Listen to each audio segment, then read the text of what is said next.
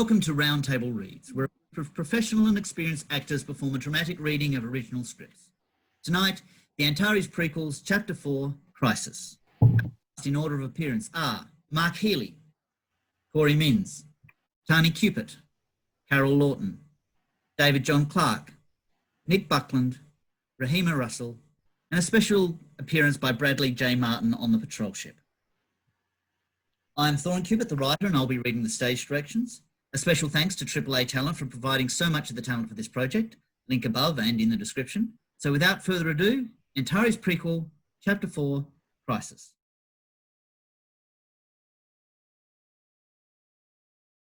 The crew of the Antaries, a cargo freighter working out of Endgate Station, is captained by Andrew Harrow, supported by Security Officer David Menz, Quartermaster Paula Cargo Warren, Navigator Ian O'Connell, and the new engineer Ravi Van. As they occasionally fly jobs for the ubiquitous corporation, they also have a 420D artificial named Nigel, but recently reskinned as a female. The Antares was returning from the abandoned Darkling Claim colony when they were redirected to conduct repairs on a derelict station. They're now on the final leg to Endgate Station in the hope of some more profitable cargo runs.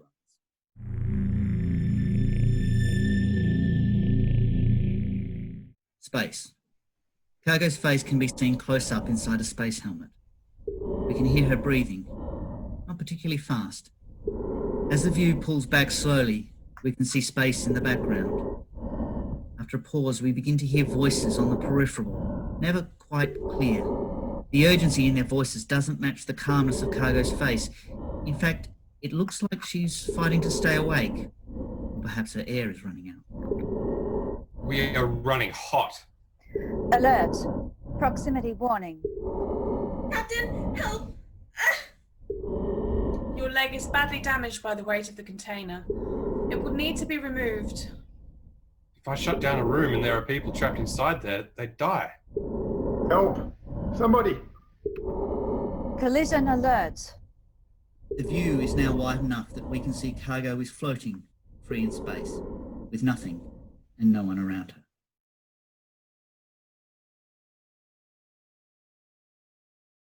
Antares is powering through space. Antares freighter 2002016 to Endgate Station, over. Endgate receiving Antares. Go ahead, over. We are crossing the line in 3 minutes exactly, Mark. ETA 72 hours to dock, over. Roger, Antares. Welcome back. What's your status? Over. On the bridge, Nav is at the controls while Captain is watching from behind. Cargo secure, crew is awake and healthy. We're looking forward to some sunshine, over. You're clean for approach, Antares, and there is plenty of shine here to share. See you when you get here. Over and out. Antares, over and out. Nav hangs up the headset and switches some controls idly. The ship is stable. He picks up his coffee. Captain is satisfied that all is under control. Well, that's that then. I'll tell Nigel and Cargo to prepare the cargo for drop. Can you ask Ravi to check the power relays as well? We seem to be running hot on the lower decks. Running what? We are running hot. The temperature in corridor C2 is about 5 degrees higher than any other area on the ship. I think the relays are overheating. It's always something, isn't it? I'll get Dave to do a visual inspection while I talk to Ravi. Last thing we want is a brownout when we're doing re-entry. Captain leaves. Nav returns to his coffee, talking to himself. It might be the last thing if it wasn't for the fact that you have an awesome pilot. Don't worry about it though. Saving your lives is all in a day's work for me. Nav pulls a disc from the clutter on the control desk and inserts it into a slot below one of the navigation monitors. The monitor changes view to a pre-recorded video of some animated cartoon. Nav sits back chuckling to enjoy the show. Corridor C2. Security and Captain step through the security door. Both begin looking along the corridor, hoping to see an obvious cause for the increase in heat. Well, it's definitely hotter in here. The relays are behind one of these panels. I don't know which. Possibly it's a coolant issue. Have a look, see what you can find. I'll go and get Ravi to help. Shouldn't Nigel be doing this? It's helping stack crates for unloading. You want to move boxes? You go and tell it to swap. Fine. Security pulls a section of walling off to expose pipes behind it while Captain moves off. In the cargo bay, Cargo and Nigel are stacking boxes. Some of the larger ones are marked with 2 people lift signs, but Nigel is carrying them easily on its own. We can stack the mining equipment together, just don't put any of those on the fragile boxes. Paula Warren, do we not run the risk of these moving during descent? Not once we lash them down. We move the boxes while we're in low G, and then the increased planetary pull will act to hold them in place and support the restraints. Provided Ian doesn't pull any high G turns, they'll be fine. I do not find that reassuring. Look, no one is going to be down here while we land, so no one is going to get hurt. Your precious core programming will not be compromised. I understand. I will proceed as you have advised. Cargo rolls her eyes in frustration. Have I told you how much I hate artificials? Yes. In engineering, we find Tech and Captain part the way through a conversation about the overheating corridor. Captain is leaning against a bench while Tech is checking some display dials. Looks like a faulty valve in the coolant. The RTU is direct in the correct flow, but the valve may be jammed. Possibly the overheating is compounding the fault. Tech moves to a bunch of levers and valves. She begins to turn one and struggles. Oh yeah, this is... Tech pushes hard against the valve, which will not budge. She looks to the captain, who has not moved. She waves her hand vaguely towards the workbench.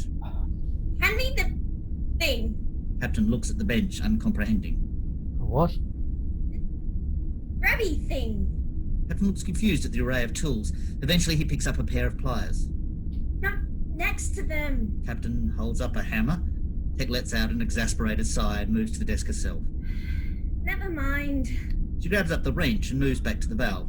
Using the wrench, she can shift it a little. I'm gonna open the flow fully. Pull some of the heat into the sinks and away from the unit. She looks at the captain, who's just looking at her blankly. Not that you care. In space, the Antares is powering along in the middle distance. Suddenly, a piece of space debris crosses our vision on an obvious collision path with the ship. On the bridge, Nav is laughing along to the video and not paying attention to the other displays. A red light begins to flash, and then after a moment the screen he is watching changes to an alert symbol at the same moment as the computer speaks. Alert. Proximity warning. Nav leaps into action, nearly spilling his coffee. He grabs at the controls, trying to find what the danger is. In corridor C2, security looks up from the exposed panel he's examining at the sound of the computer's voice. Alert. Proximity. In the cargo bay, Cargo is next to a pile of boxes. Both she and Nigel have stopped to listen. Warning. Collision alert. Captain and Tech are also frozen in engineering, listening. Captain against the workbench, Tech half buried in the machinery. Collision alert.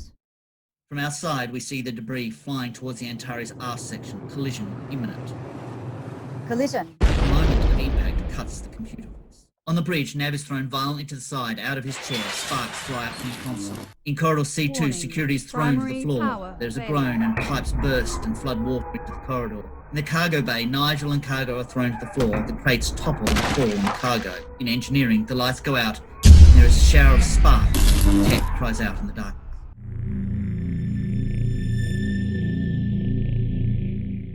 Space. We see a figure floating in a spacesuit and hear slow breathing. We close in to see it is Cargo, barely conscious. As we get closer to her, the side of the Antares hull comes suddenly into view. Cargo hits the side of the ship with some speed. She cries out in pain and begins to roll along it. She tries desperately to turn enough to get a grip on the smooth sides, her breath becoming urgent.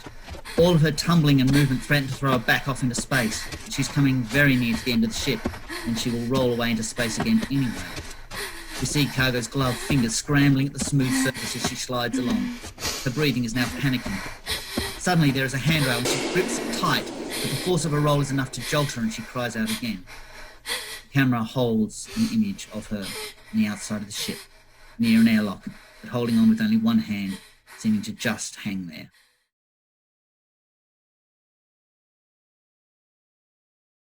Fade in to the darkened engineering. It's only moments after the incident. There is a fire and Tech can be seen close to it, amidst a mess of pipes and machinery. She's obviously hurt, with burns to her hand. Speech is punctuated by cries of pain. Captain? Captain appears from the shadows, drawn by the sound and light of the fire. He has a cut above his eye, but it's not serious. I'm here, Avi. Where are you? Then help. Tech tries to pull herself away from the flames, but the pain in the hands is too much. Captain sees her and rushes to her. I'm here. I've got you. Hold on.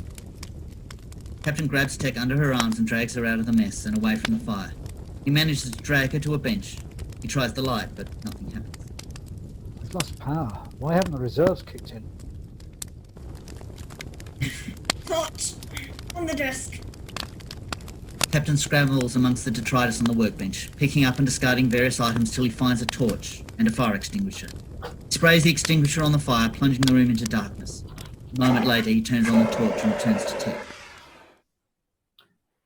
Let me see your hands. Torchlight plays over Tech's hands, which are badly burnt. We need to get you to medical. He moves to the door and pushes the button to open it.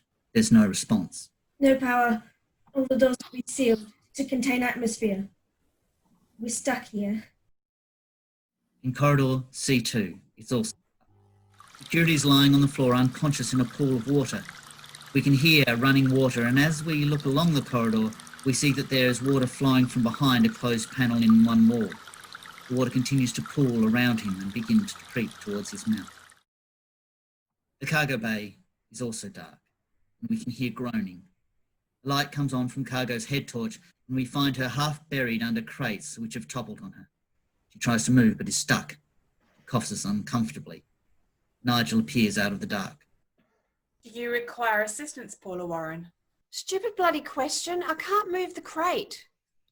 Nigel moves around the far side of the crate into the darkness. Cargo calls after her. Can't feel my leg. Nigel reappears. Under the circumstances, I believe that it is a preferable condition. Your leg is badly damaged by the weight of the container. It will need to be removed. My leg or the crate? I will need to remove the crate before I can assess the condition of your leg fully. I've tried, but I can't get the leverage. The thing weighs a ton. Nigel grips the crate and moves it away easily. 0.487 tons. Only with a significant rounding up would it count as 1 ton. Cargo is in too much pain to respond with a jibe. She tries to sit up to inspect her leg, which brings a sharp intake of breath and pain. The knee and leg inside her pants are twisted and broken, and a blood stain is beginning to form through the cloth now the pressure is released. Nigel moves quickly to look at the leg without touching it. Try not to move. Wasn't planning to. Nigel inspects the wound. Give it to me straight, Doc. Will I ever play the piano again? I do not believe you are able to play the piano now, Paula Warren. Wow, harsh critic. Ow! Nigel sits back. The injury is serious. The leg is crushed and bleeding from several wounds. Oh, so nothing too serious then? Paula Warren, if I cannot find a way to secure your leg, you will die. On the bridge, the emergency lighting is in. The bridge is filled with a fine smoke haze. The red emergency lighting is on. Nav is lying on the floor, not moving. With a groan, Nav begins to come round. He glances around and suddenly snaps awake. He tries leaping to his feet, but is still giddy from the fall and ends up falling into the control deck and having to struggle into the seat. He grabs the comm and keys a switch. Bridge to engineering. What's your status? No response. Andrew, can you hear me? Where are you? Nav flicks a few more controls, but nothing changes. Anyone got their ears on? Nothing. Nav replaces the comms and moves to the computer interface. It is currently displaying Antaries 2002016. Interface Core-E. VI protocols offline. Request. Nav starts to type. Request. What's the story, Core? Pause, then the screen starts to respond. Main power. Offline. Emergency batteries. Offline. Bridge UPS. Online. Command line functions. Online. Request. Nav sights back with a slow sigh, then types again. Request. Did something hit us? Unknown. Request. Where is the captain? Unknown. Request. Nav stares hard in thought and then asks, Request. Where are the crew? Andrew Harrow. Unknown. David Menz. Unknown. Ian O'Connell. Bridge. Paula Warren. Unknown. Ravi Van. Unknown. Artificial 420-D. Unknown. Request. Nav sits back again, troubled. Where does that leave us? He types again. Request. How long till we are rescued? Unknown. Request. How much oxygen remaining? Atmospheric pressure at 923 millibars and falling. Request. Nav sits up in alarm. What? We're supposed to be at 1,000 millibars. What's happening to the atmosphere? Request. What's happening to the atmosphere? Atmosphere loss due to hull fractures. Request. Nav reacts to the news. The whole of the Antares can be seen with a series of tears along one module. Although we can't hear anything, a stray piece of debris can be seen flapping wildly in the escaping breeze.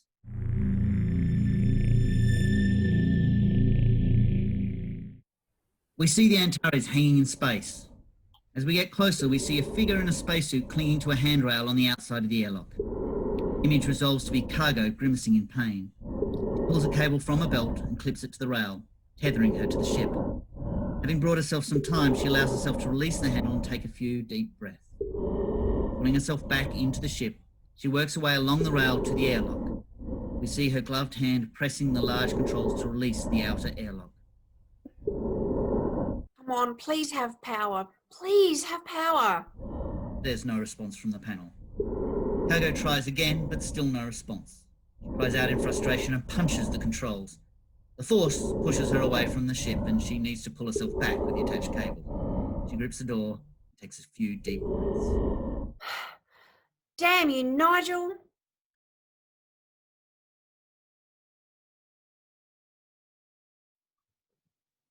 In the bridge, Nav is sitting in front of the computer interface trying to process what he's seeing. Atmosphere loss due to hull fractures. Request. Nav starts typing, speaking as he types. How much atmosphere are we losing? Atmospheric loss at 0.358 millibars per second. Request. Nav does some quick calculations in his head. That gives us about half an hour before we are going to be really short of breath. Can we seal the breach? Automatic corridor locks enabled. Automatic room locks disabled. Insufficient power for automatic procedures. Manual command override required. Request. You need someone to tell you which rooms to seal off.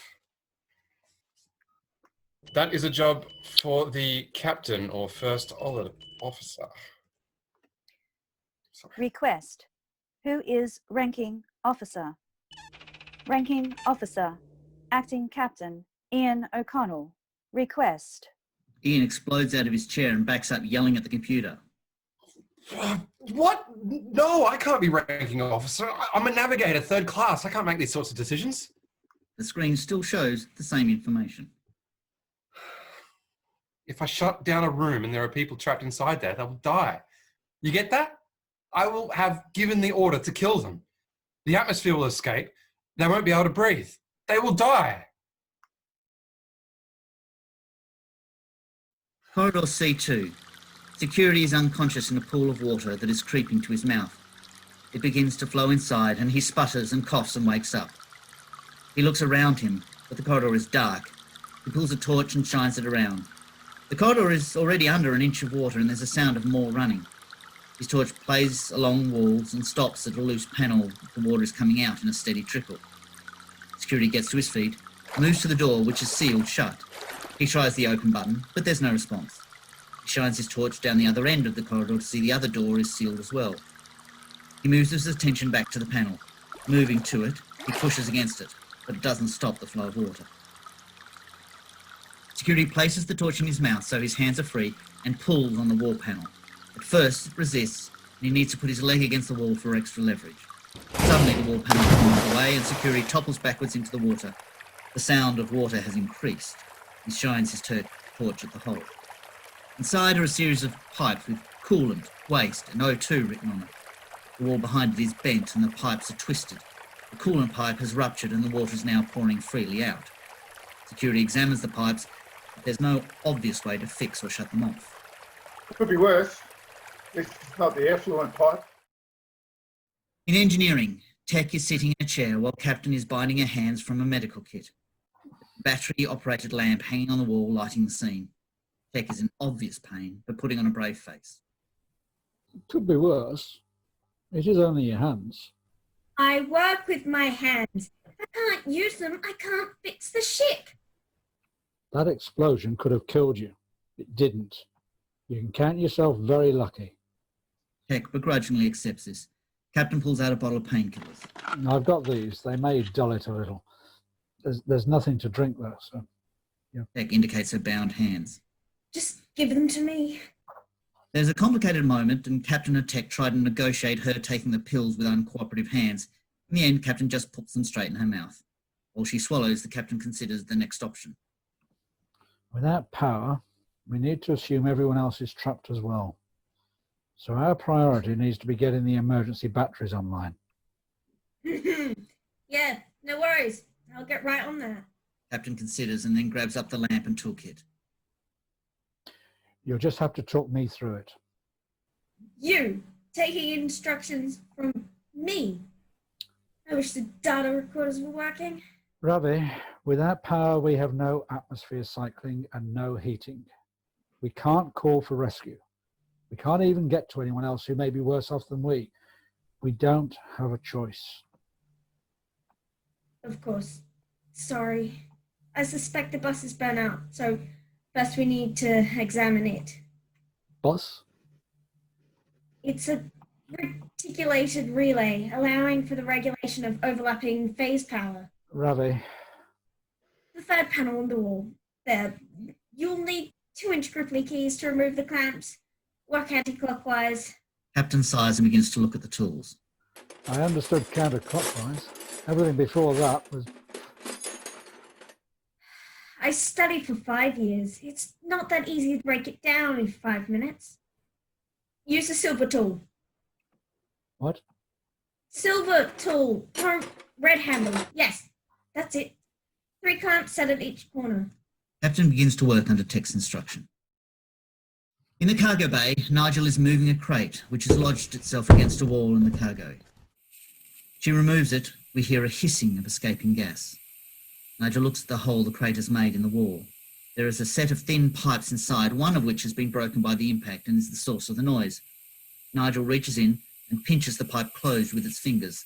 The sound of the gas is reduced, but it does not stop. Nigel looks further up the wall of the cargo bay to where a power box has also been torn off the wall, exposing wires. Nigel looks between the ruptured gas and the exposed wires, considering the implications. Cut to Cargo, who's propped against a machinery crate in the circle of light from her head torch. Her leg is now drenched red with blood, which has bled through a makeshift bandage made of her own pant leg. Found anything? Nigel answers from the darkness, still looking at the damage. Yes, Paula Warren, I have. A splint? No, Paula Warren, it is not. Cargo slumps back against the crate. Don't worry, I'll just lie here and bleed out. Some bloody medic you are. Nigel reappears in the light carrying a spacesuit. You need to wear this. Cargo pulls a face, then coughs uncomfortably. We're going to a fancy dress party? I will help you. I don't want a damn spacesuit, Nigel. I want... You misunderstand me, Paula Warren. It was not a suggestion. You will wear the spacesuit, even if I am required to knock you unconscious and place it on your limp form myself. Cargo looks frightened at Nigel's impassive face. She slowly reaches for the suit. Nigel begins to help Cargo put it on.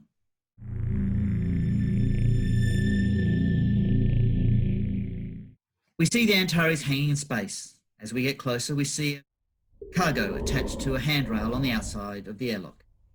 She is struggling with the release controls, her bulky fingers making hard work of the entrance code, and her breathing heavy in the suit. Each attempt gets no response. Hago blinks and tries to focus. She's in a lot of pain. Okay, think, Paula. There is power. So what is backdoor code? She types 335 on the keypad, and there's a heavy click. Hago cries out in relief as the door swings open. She clambers in and untethers her line. There is a momentary struggle against the heavy door, but she manages to pull it shut behind.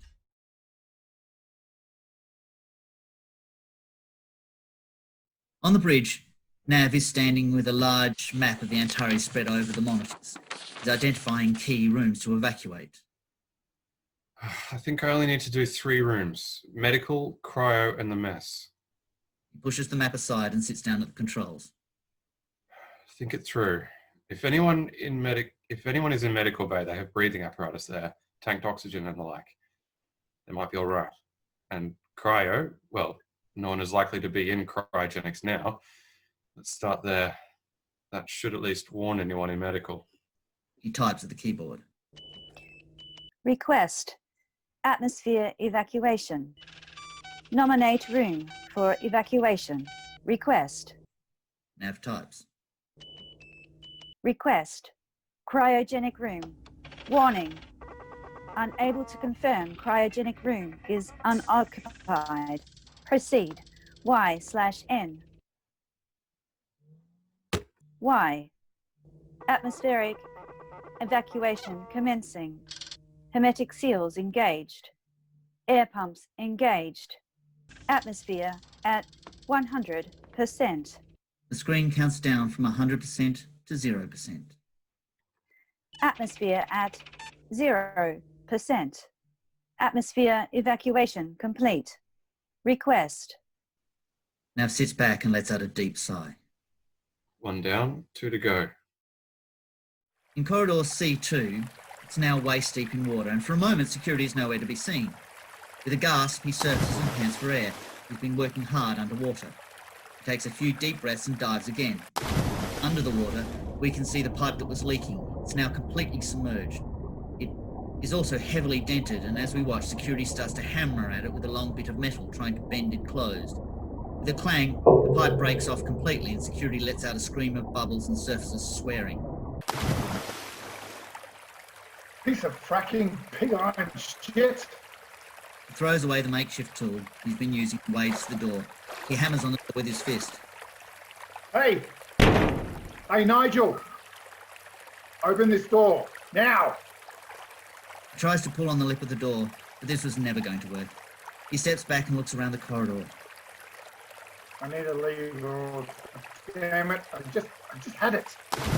Security dives underwater to search for the tool he just threw away. In engineering, Tech is leaning forward, holding the light in her burnt, bandaged hands. Captain is trying in the middle of a pile of partial disassembled components, struggling to pull a connector cable out of a board. He comes away with a grunt and a sudden flash of sparks. Captain lets loose with some profanity and sucks his fingers. Tech smiles slightly. Captain glares accusingly at her. What are you grinning at? I was remembering when I did that for the first time. I was hopping up and down, calling curses of the inventor of Phase Acculator and her family. You're enjoying this. Really? Sitting in the dark with burnt hands, watching you pull apart my engine. Your engine. And mess up my tools while I sit by and do nothing but think about what must be happening to everyone else. Oh yes, this is my idea of a good time. You should see what I do on a second date. Abattoir or cesspit? I have the phase thing. Phase actuator. Detached.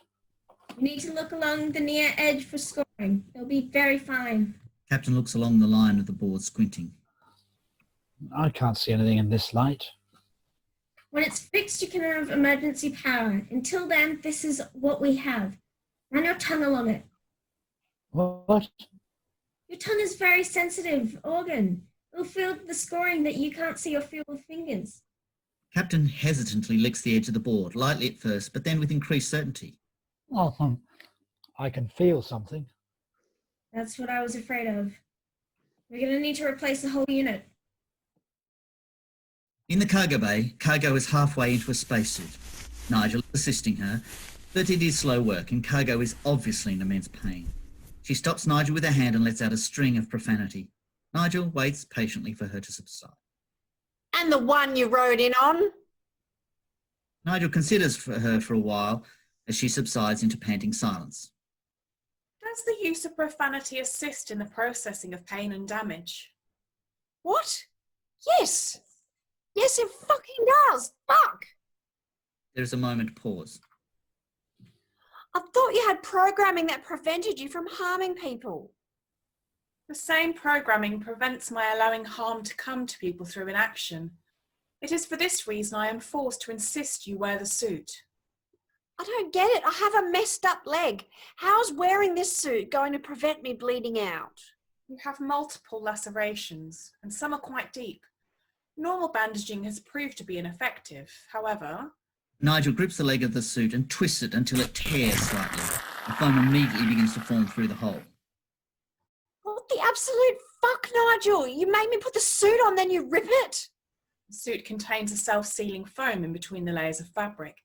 It reacts to air and expands, forming a pressure seal to protect the occupant. I am aware of the safety feature, but why? If I cause significant damage to the suit leg, it will flood the whole section with the sealant foam. Effectively bandaging the whole leg. With significant enough pressure to minimise the blood loss. Nigel goes to pull on the leg again. Cargo grabs its hand.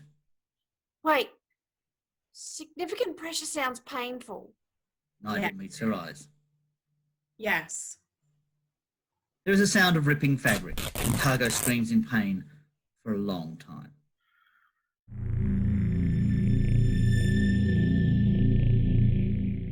The Antaries airlock. The emergency lighting is going. Cargo is in a suit, sealing shut the external hatch. The orange light in the ceiling is cycling. When the door is sealed, Cargo slides painfully along the bench which lines both walls until she reaches the controls by the internal door.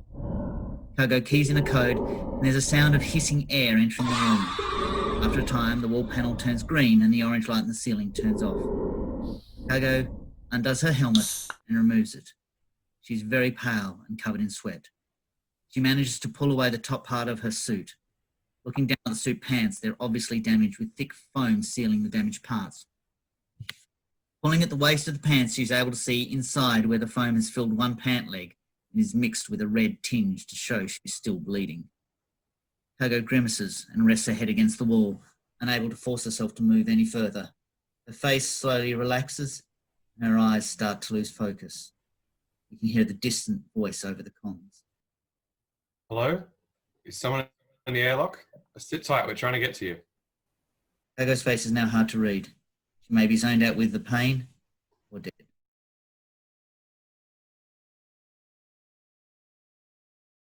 In corridor C2, the water is almost to the roof. Only about a foot of space exists for security to breathe. We can see that he has 1 foot on the door handle and is clinging to the roof and wall to keep himself up. After a few moments, he calls out to imaginary people on the other side of the door. Want to alarm anyone? If this water can get in, then the air must be getting out somewhere. On the bridge, Nav is sitting at the controls, watching the screen count down nervously. He's biting his fingernails with worry. Warning.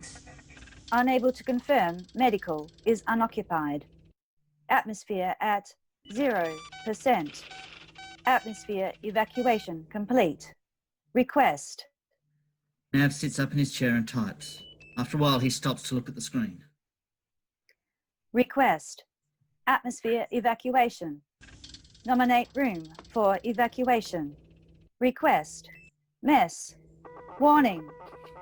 Unable to confirm mess is unoccupied. Proceed. Y/N. Nav wipes his brow. He turns to another interface. Request. How much oxygen remaining?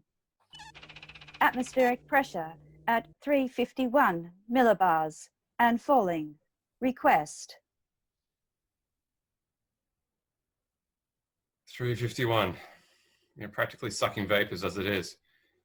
If I seal the mess hall, anyone stuck in there will die. But if I don't, we all die. Nav closes his eyes to compose himself and turns back to the first interface. We see a close-up of the screen and hear him type, "Y." Why?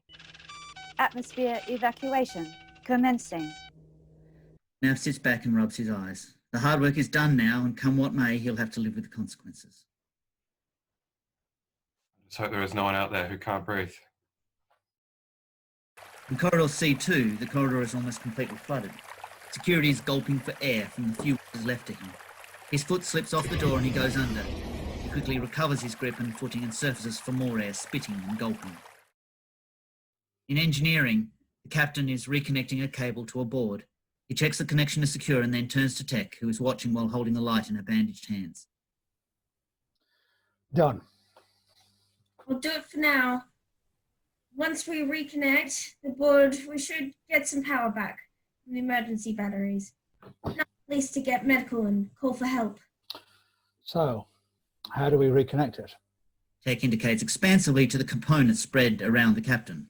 We just reverse everything we did the first time. Put it all back in the way it was.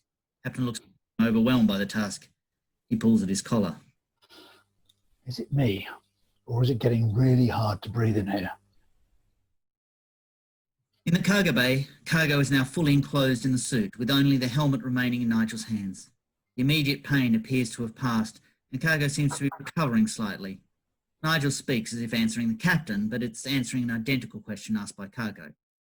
The atmosphere has been gradually depleting over the last hour. This is another reason I insisted on the spacesuit. It has its own oxygen supply that should provide an additional 3 hours support for you. Cargo is a little delirious, or she would not ask the next question. What about you? You don't have a suit. Nigel attaches the helmet to cargo's suit as she speaks. I am an artificial person, able to perform in extreme conditions, including short periods in depleted atmosphere. There is a click and a hiss as the helmet locks in place and the oxygen pumps into the suit. Cargo smiles. Of course you are. Nigel goes to stand up, but Cargo grabs her arm. Hey, Nigel, I still hate artificials. Never trusted them, but you really are okay. Flicker of a smile crosses Nigel's face. Perhaps this was deliberate, or perhaps a momentary glitch. Thank you, Paula Warren. I am very pleased to hear that. I am also very sorry now to have to throw you out of the airlock. Nigel stands up and walks around behind her. What? Nigel, what? Nigel grips Cargo under the armpits and drags her easily towards the airlock. Cargo is trying to struggle but cannot free herself. In engineering, Captain is placing the last component back. There's a click as it goes in and suddenly the lights come on. Batteries Captain and Tech look about them, half surprised that it worked. Tech gives a cheer. Let there be light. In the cargo bay, Nigel places Cargo against the outer airlock door, ignoring her protests, cursing, demands and pleading. It steps away and Cargo tries to call back but can't move well enough. Nigel steps through the cargo bay door and presses the seal button. Airlock. We see the door Closing. close, trapping Cargo inside. In engineering, Captain is switching various controls under Tech's instructions. Cut the coolant flow. We won't need that for now. And it is just to draw on the power. We need to get the atmosphere processes working again. Tech points to a control. Throw that shunt and we can give power back to the rest of the ship. The captain throws the switch. The cargo bay, Nigel presses the airlock purge button and we Purging hear the escaping airlock. air take Cargo into space. Airlock purged. Suddenly there is a hum and the lights come on. Nigel turns to the cargo bay. At the far wall, the damaged cable next to the burst gas pipe sparks once, twice, and then there's eruption of flame. Nigel stands immobile as the flames erupt from the far side of the cargo bay and rush towards it. For a moment we get a close-up of Nigel's impassive face as the red flames illuminate it. Fuck. Flames engulf Nigel.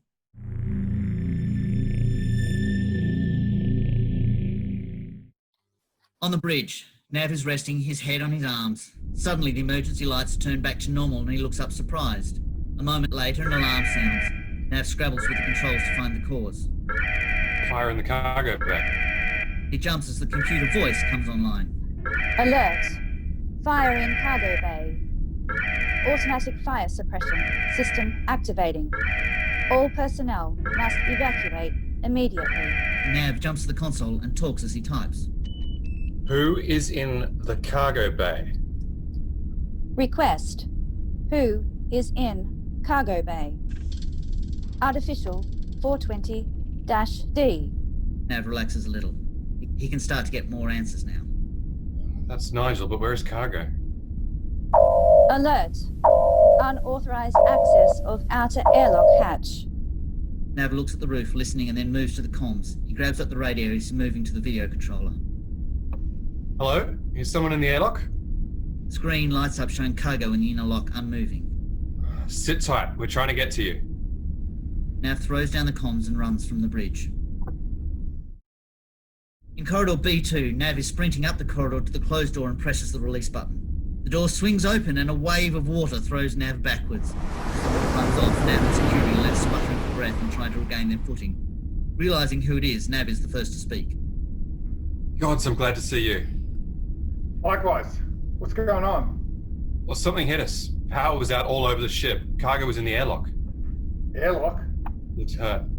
Security doesn't ask any more questions but wades off back through the door that's just opened. Nav follows. In corridor D2, the door to the tech workshop opens and the captain steps out, straight into ankle-deep water. A few more steps forward, trying to work out what he is standing in. What now? Tech appears at the door and looks at the water. Coolant leak. Just as well we shut it off before someone drowned. How the hell are we going to get this out? The whole lower deck will be flooded. I forget to dry dock. I can set up a pump and siphon it all out.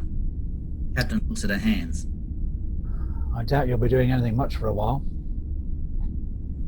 You're going to cancel my contract? What? You're going to cancel my contract, aren't you? I can't exactly do anything like this. So you're planning on replacing me? The captain reaches out to help her through the water. No one's being replaced, believe me.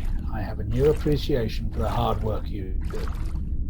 The pair move through the water towards the rest of the ship. In the airlock, Cargo is sitting staring at space with a suit half undone and a helmet discarded by her side. There is the sound of controls being operated and the inner door swings open to admit security and Nav, who move quickly to her. Cargo? Paula, can you hear me? Security checks her pulse and sees the wounded leg. She's in severe shock. Blood loss. We need to get her to medical. Security and Nav get on either side and start trying to lift Cargo. Where is Nigel? It was in the cargo bay. There was a fire.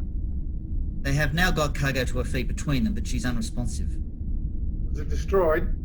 I don't know. I thought, you know. Nigel appears at the inner door. It's very badly burnt, but its functioning was not impaired. It just looks like a walking corpse. I am uncompromised, David Menz. Thank you for your concern. Nav screams in fright, and even security unconsciously reaches towards his holster. Nigel! After the initial explosion, I was able to evacuate the cargo bay atmosphere to extinguish the fire. I do not believe Paula Warren would have survived the ordeal in her damaged state.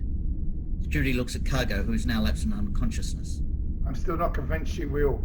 We need to get her to medical now. Not medical. I had to lock it down after the hull breaches. Medical, cryo, and the mess. And the cargo bay is also unusable. Tech workshop is on this level. It means we won't need to take her up the stairs either. Nigel, you help me with cargo. Ian, go and find the captain. Hopefully Ravi will still be in engineering. Nav gingerly hands over support of Cargo to Nigel. Find the captain, right away. Nav moves off quickly, while security and Nigel carry Cargo between them.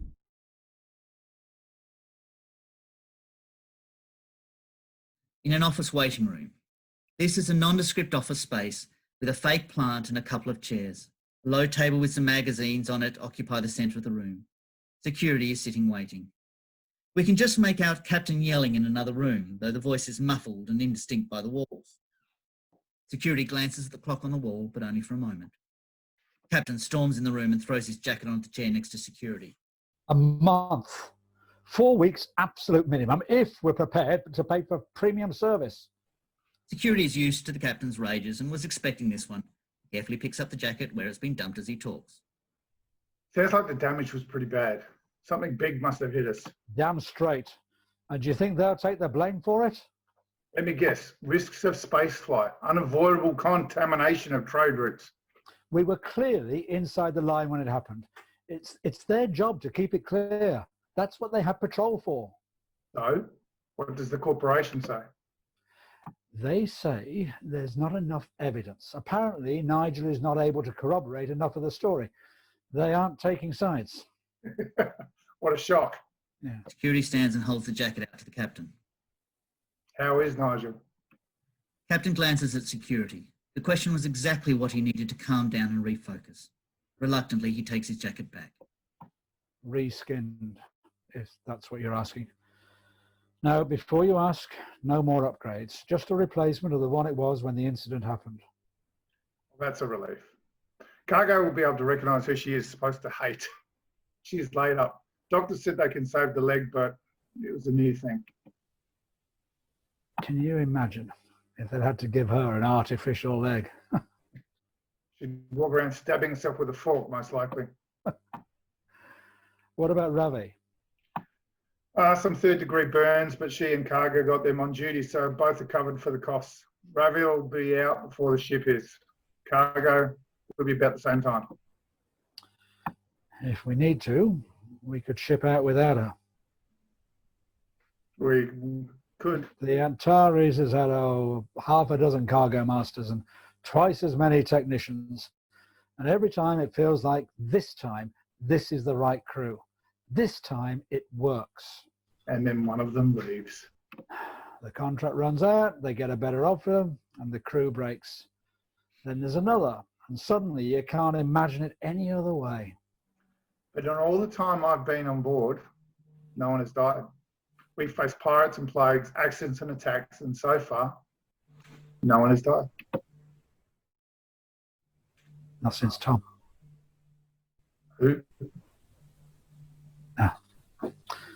Before your time. So yes, one thing you can say about the Antares, no one dies. I mean to keep it that way.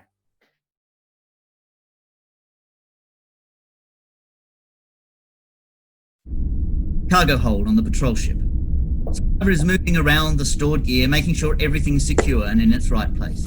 He pulls some cases from the bottom shelf, moves them up to the middle, pulls a container from the middle shelf, intending to move them to the lower shelf, but as he does so, pulls the containment unit off the shelf and it hits the floor heavily. Survivor looks down at the unit, which is spilled open. Shit.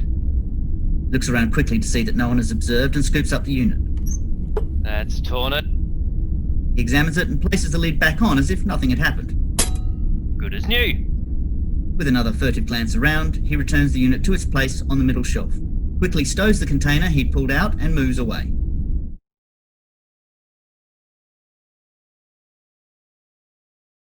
In the Antares mess, the crew are all sitting around discussing and joking good-naturedly while they eat noodles.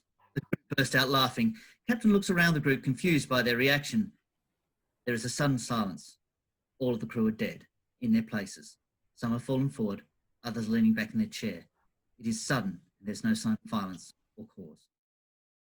In the cargo bay, Tom has turned and is operating the airlock controls. The airlock door opens, and Tom turns to face the captain. He's smiling and gives a big thumbs up, and suddenly he's sucked out into space. In a bar, Nav is in the bar of his youth, across from his brother's widow. You couldn't even make it to your own brother's funeral. In the Antares cryogenic room, the camera pulls back to show the entire crew is asleep. A red, flashing light has bathed the scene, and behind all but one pod is a red warning flashing. Warning. Critical system failure. Vital functions compromised. The camera zooms in on the single functional chamber and its occupant, Nigel. Nigel's eyes snap open and it takes a sudden gasp of breath as if surfacing from underwater, frightened and expressing emotion.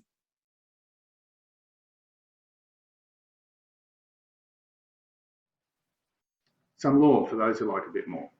The point of this episode is to place each of the characters in an environment they are absolutely not ready for. The captain has to take orders from the youngest crewman. Ravi and David, are powerless, unable to take matters into their own hands. Cargo needs to trust Nigel completely. Nigel has no option except harm in Cargo. Ian has to make life and death decisions on his own. Last episode, we found that the regular patrol, which was supposed to keep the lanes clear of asteroids, had been rerouted. Star Trek style. Subscribe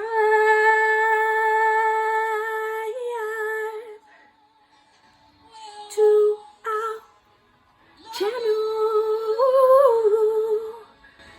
and hit the little bell too for more episodes when they come through.